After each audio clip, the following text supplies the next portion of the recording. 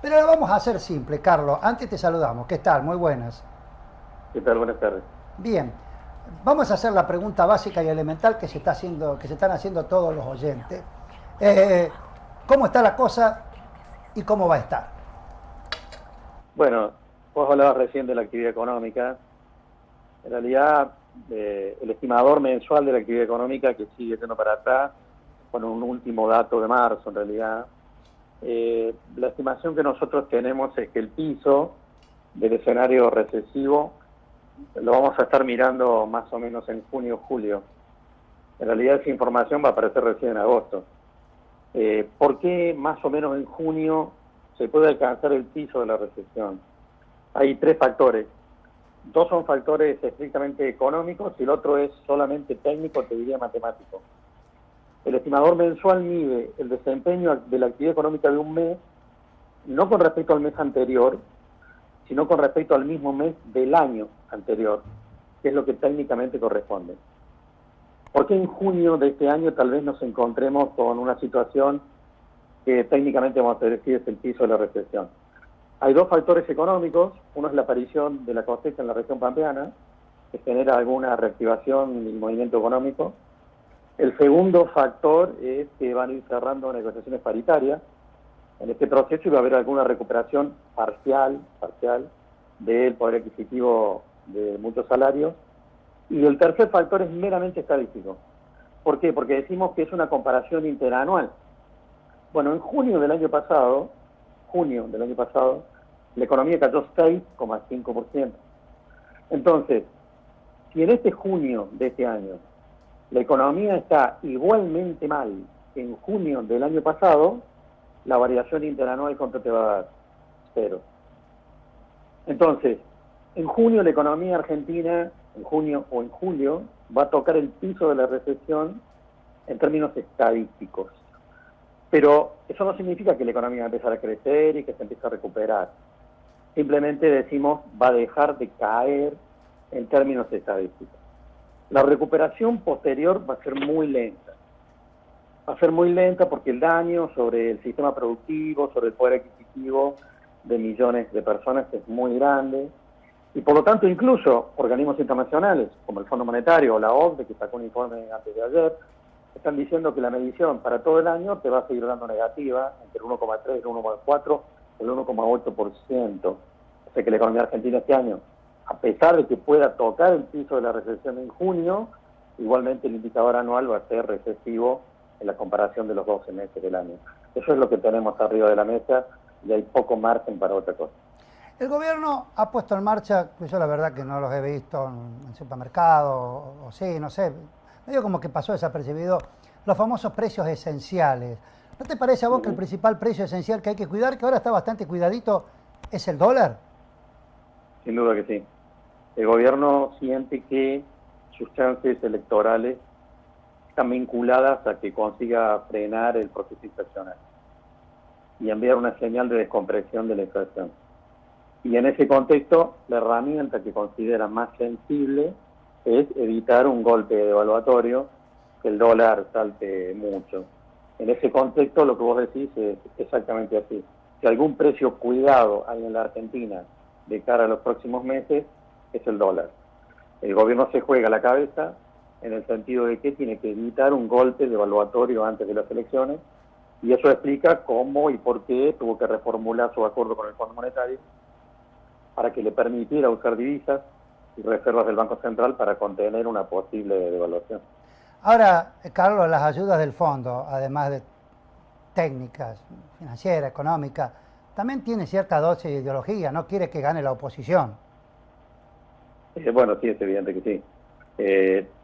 Pensemos que el Fondo Monetario le ha prestado más de la mitad de su capacidad prestable solamente a la Argentina, lo cual desde el punto de vista de cualquier técnica bancaria es insostenible. Y eso obviamente se ha hecho no porque los técnicos del Fondo Monetario lo hayan planteado así o estuvieran de acuerdo, sino porque el directorio político del Fondo Monetario decidió que había que apoyar al gobierno argentino, claramente, y ahí, por supuesto, juega fuerte la posición del presidente Donald Trump. Claro, que dos por tres charla por teléfono con Macri, encima hablan inglés los dos, no necesitan traductor, solamente ellos saben lo que se dicen. Bueno, es parte del acuerdo, sí. El Fondo Monetario ha convalidado un cambio en el acuerdo original del año pasado, un cambio que expresa la necesidad de que hay que contener la cotización del dólar y evitar fluctuaciones fuertes de aquí hasta octubre. Ahora, es importante destacar que así como decimos que el escenario recesivo, que vos describiste muy bien, es muy duro y la recuperación va a ser complicada, también está claro que el gobierno argentino está cumpliendo los compromisos que firmó con el Fondo Monetario Internacional el año pasado. Los compromisos eran básicamente dos en el contexto del acuerdo. El primero, que había que equilibrar las cuentas fiscales, algo que se está consiguiendo efectivamente. Y lo segundo es que había que dar vuelta las cuentas comerciales de la Argentina, es decir, tener un balance comercial positivo con el resto del mundo. Eso también se está consiguiendo. Ambas cosas se consiguen, por supuesto, en el marco del proceso recesivo. Es decir, vos tenés un ajuste sobre el funcionamiento de la economía y entonces terminás equilibrando las cuentas fiscales y terminás equilibrando las cuentas comerciales del país con el resto del mundo, que son los requisitos que te exigió el Fondo Monetario a los efectos de que en el tiempo le puedas pagar la plata que te prestó.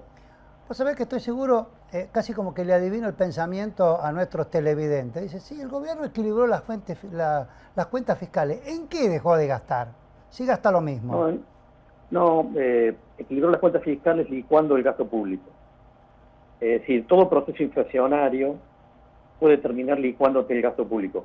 Si vos mirás las cuentas fiscales en abril, por ejemplo, te encontrás que la recaudación medida interanualmente, es decir, a abril del 2019 con respecto a abril del 2018, la recaudación aumentó a más del 45% interanualmente.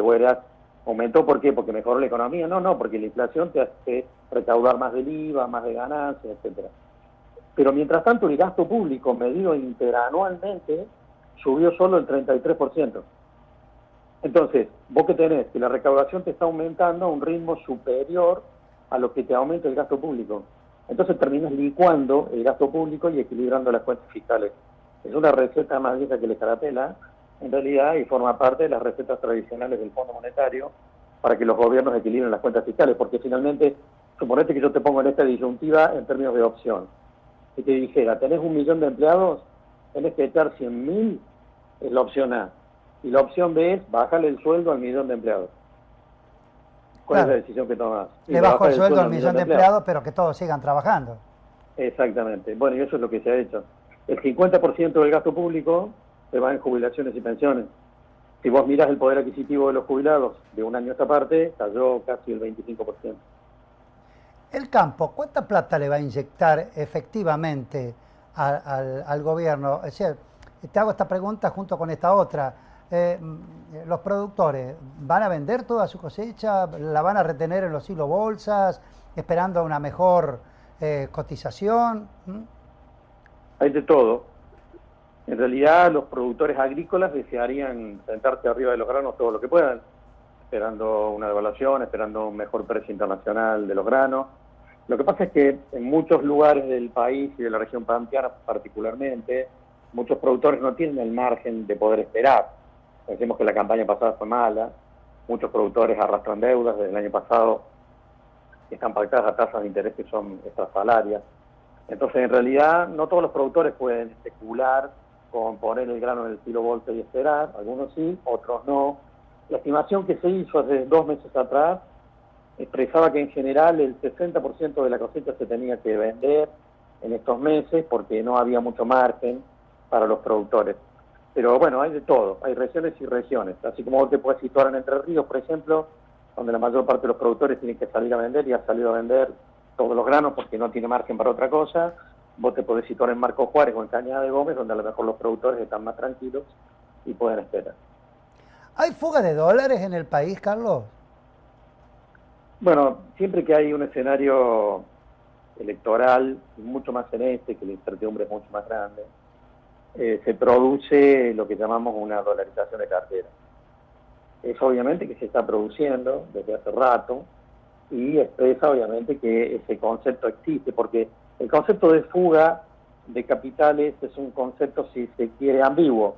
Suponete, vos te vas al Banco Nación de la ciudad de Santa Fe y tenés una cuenta en dólares y retirás los dólares de la cuenta que tenías y te corres a la caja de seguridad del mismo banco y depositar los dólares en la Caja de Seguridad, los dólares no salieron del Banco Nación, pero eso es fuga de capitales, a pesar de que no salieron del edificio. ¿Por qué? Porque salieron de la pantalla, salieron del sistema, digamos. Entonces, el concepto de fuga de capitales siempre está planteado, además, no solamente por los actores externos, sino por la incertidumbre que suele generar en cualquier tenedor de activos en la Argentina que siente incertidumbre frente, por ejemplo, a un escenario electoral como el que tenemos adelante. Ahora bien, para mantener este dólar de 46, ¿el Banco Central está vendiendo dólares? Mira, está autorizado a vender hasta 250 millones de dólares por día y además vende en licitaciones 60 millones por día. Esto es uno de los cambios que tuvo en el acuerdo con el Fondo Monetario hace ya un mes, que lo autorizó a intervenir de una manera mucho más agresiva en el mercado para evitar que la cotización suba. Los datos diarios ya no se pueden observar tan claramente porque el Banco Central discontinuó la información que existía hasta hace 2 meses atrás con respecto a la operatoria diaria. Este es un dato no menor que mucha gente no sabe. De tal manera que no podemos hacer un seguimiento cotidiano de lo que está ocurriendo con el Banco Central. Pero digamos que si uno mira las reservas, por supuesto está viendo que hace ya más de un mes hay un proceso de caída de las reservas de la Banco Central. Ahora bien, acá en el estudio somos 5, 6. No hice un sondeo, pero creo ustedes compraron dólares últimamente estos días, si no sea para viajar. Nadie compró dólares. ¿Quién los compra esos dólares, Carlos? Hay de todo, los fondos de inversión, actores fuertes, un productor agrícola por ahí también lo hace. Es decir, hay segmentos importantes de la sociedad que tienen poco margen para comprar dólares. Pero la Argentina está en un proceso de redistribución regresiva del ingreso. Quiere decir que hay actores que tienen tal vez más capacidad para dolarizar cartera que otros.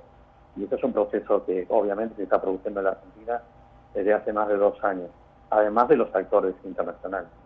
Ahora, ¿seguimos pensando bimonetariamente en este país? Sí, lo hacemos desde hace mucho tiempo. La Argentina tiene una mentalidad bimonetaria que se ha generado a lo largo de décadas, pero que no es eterna, digamos, tiene un punto de inflexión que vos, con tu edad y con la mía, podemos entender claramente. Los argentinos no pensaban en términos bimonetarios antes del Rodrigazo, ¿te acordás? En 1975. El Rodrigazo fue el inicio de un proceso de mentalidad de los ahorristas argentinos en términos de dolarización. Después hubo otros hitos, digamos, a lo largo de los siguientes años, que fueron consolidando esa visión. Pero digamos que la mentalidad de los ahorristas argentinos está con la cabeza puesta en el dólar desde aquel gran golpe que hubo los ahorros en el país en la década del 70. Bueno, economía y política y economía van de la mano por el tema de las expectativas. Ya sabemos que Cristina Fernández va a ser candidata. Bueno, nos saltaron los tapones, por lo visto. ¿Vos estás seguro que Cristina va a ser candidata? Yo no. Lo es, porque Aníbal Fernández, a él no le gusta que le digan títere, aunque se lo autodijo él mismo una semana antes por Radio Nacional. Dijo, yo no voy a hacer un títere en la Casa Rosada cuando el poder va a estar en Uruguay y Juncal. Una semana después aceptó hacer el títere, pero bueno, problema de él. Todo el mundo sabe que la candidata es Cristina, o por lo menos la que va a tener la centralidad del poder, si llegare a ganar, por supuesto. Pero ¿por qué los mercados se mantuvieron calvos? ¿Qué olfatean los mercados que no vemos nosotros?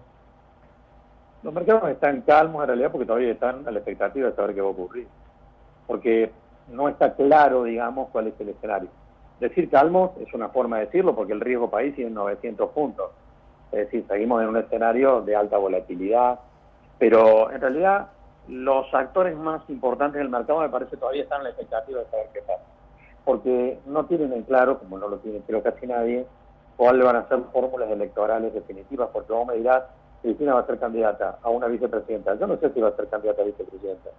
Como tampoco sabemos si Macri va a ser candidato. ¿Qué dato? En realidad la presión interna en Cambiemos para desplazarlo a Macri y poner a María Eugenia Vidal es muy grande, incluso desde grupos empresarios. Entonces, hay mucha incertidumbre, me parece, todavía en las próximas semanas para tener una lectura de cómo va a quedar la grilla electoral de cara a las elecciones. Y me parece que eso expresa cierta calma chica, para decirlo de alguna manera, de actores que todavía no tienen claro lo que hay delante. Sí, hay un dato que me pasaron. Nosotros estamos grabando en jueves, este programa la gente lo está viendo el domingo. Mañana lunes 27 está la Convención Nacional de la Unión Cívica Radical. Dicen que se propondría la fórmula Vidal-Cornejo, ¿no? Como para salir del paso. Pero bueno, Es una opción. es una opción. Vamos a ver qué Hay pasa. otra, ¿no? Sí. Bueno, Hay para ir otra. cerrando, redondeando, el otro día me decías por radio que quien asuma el 10 de diciembre, a partir del año que viene, será como Néstor Kirchner en el 2003, que se encontró con el trabajo sucio hecho. ¿Es así? Bueno, es probable que quien ingrese en el 2020 se encuentre con los famosos superávit gemelos, es decir, cuentas fiscales equilibradas y balance comercial positivo. A diferencia del 2003, Kirchner se encontró con estos dos elementos. A diferencia del 2003, lo que no va a haber es el viento de cola internacional. Ah, Es decir, Kirchner en el 2003 se encontró cuentas fiscales equilibradas y superávit comercial, que era una herencia que le dejaba Dualde, y en un contexto internacional muy favorable para la Argentina. Quien ingrese en el 2020 probablemente se encuentre con cuentas fiscales equilibradas y tal vez con un balance comercial positivo con el resto del mundo. Pero viento de cola no va a haber. El contexto internacional, desgraciadamente, no nos está mostrando ninguna lectura eufórica de cara al año que viene y al que sigue tampoco. ¿Hay margen como para decir, vamos a suponer, por supuesto, los que están acompañando ese sector político, el de Cristina Fernández, dicen, tenemos que votar a Cristina porque vamos a estar bien como estábamos antes? Es decir, gana Cristina, baja la luz, baja el gas, baja el dólar, no sé. ¿Tiene plata para repartir? No, yo creo que las condiciones en ese punto obviamente no son las mismas. La Argentina necesita un dólar alto en los próximos años porque el endeudamiento que se ha producido es muy grande y el deterioro que se ha producido en el poder adquisitivo de millones de personas no se puede revertir alegremente. A ver, pensemos en un ejemplo. Los jubilados nacionales el año pasado perdieron entre el 15 y el 20% de su poder adquisitivo. Este año tal vez pierdan un 15% más.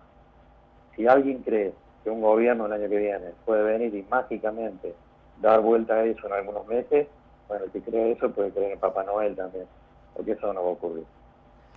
Bueno, Carlos, como siempre, muy claro. Acá me manda un mensaje por WhatsApp nuestro Switcher Master. Él está obsesionado con el dólar. ¿Va a seguir así hasta fin de año? Bueno, hasta octubre el gobierno se juega la cabeza en sostener la cotización, no congelada, pero sí subiendo a un ritmo bajo que evite un rebrote inflacionario. Hasta octubre se va a jugar la cabeza en esto. Alguien me dirá, ¿es imposible entonces un golpe devaluatorio antes de octubre? No, no es imposible, pero digamos que el gobierno va a poner todas las fichas atrás del Banco Central para evitarlo.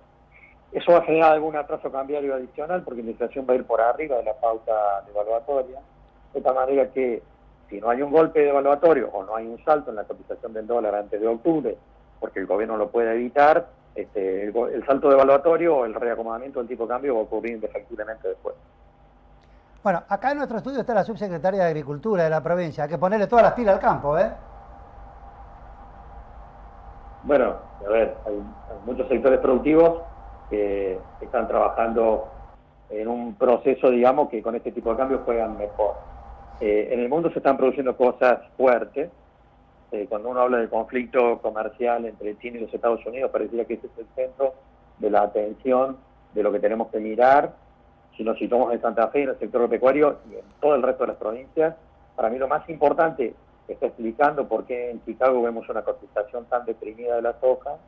Esa razón no es básicamente el conflicto entre Estados Unidos y China desde el punto de vista comercial, sino la peste porcina que se ha desatado en China, que puede cambiar de una manera muy fuerte el comportamiento del mercado de proteína animal en los próximos años.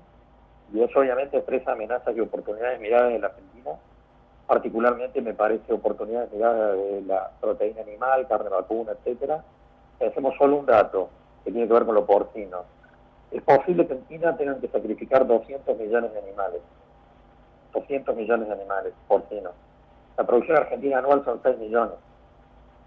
En realidad, ese shock producido sobre el mercado mundial va a afectar el comportamiento de todas las carnes y va a generar cambios sustanciales en los mercados. Yo creo que este es un tema muy fuerte para ver, porque no se trata de un proceso coyuntural que puede afectar a los mercados globales por 2 o 3 meses, sino que es un problema que va a generar cambios que se van a trasladar en el tiempo.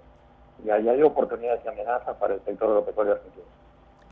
Un abrazo grande, Carlos. Muchísimas gracias como Gracias siempre. a ustedes. Chao, atendimiento. Muy bien, señores. Carlos Sgiaro, economista. No sé si le satisfizo todas sus dudas, si a usted le quedó otra, ¿no? Pero yo le aseguro que Carlos, como dicen los chicos en el barrio, la tiene clara, ¿eh?